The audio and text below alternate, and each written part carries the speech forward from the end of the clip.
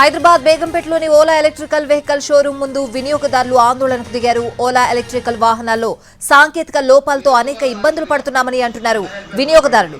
వాహనంలో సాఫ్ట్వేర్ సమస్యలు ఉన్నాయంటూ ఆందోళనకు దిగారు. రన్నింగ్ లో ఉన్నప్పుడు బైక్ ఆటోమేటిక్ గా ఆగిపోవడం వల్ల ప్రమాదాలు జరుగుతున్నాయని అంటున్నారు. ఓలా ఎలక్ట్రికల్ వాహనాలు వాడితే తమ ప్రాణాల మీదకొస్తోందని ఆవేదన వ్యక్తం చేస్తున్నారు. ఓలా మేనేజ్మెంట్ కు చెప్పినా పట్టించుకోవడం లేదన్నారు.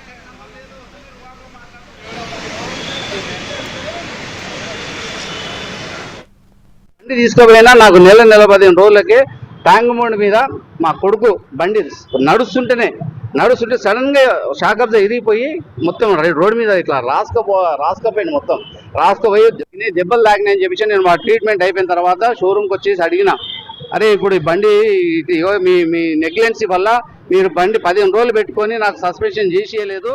చేసేనందుకు కారణంగా నా కొడుకు దెబ్బలు తాగినాయి. జర్ర సేపట్లో ఇప్పుడు వెనకకెళ్ళి బస్సుకి ఇట్లా వచ్చేసి ఉంటే మా వాడి ప్రాణం పోయిన ఉంటే ఈరోజు ఓలా కంపెనీ వాడు ప్రాణం ఇస్తుండేనా, నా కొడుకు ప్రాణం ఇస్తుండేనా ప్రాణం పోతే. ఎన్నిసార్లు ఎక్కడ కూడా ఇప్పుడు 2 సార్లు మేము రావడం జరిగింది. 2 సార్లు వచ్చినా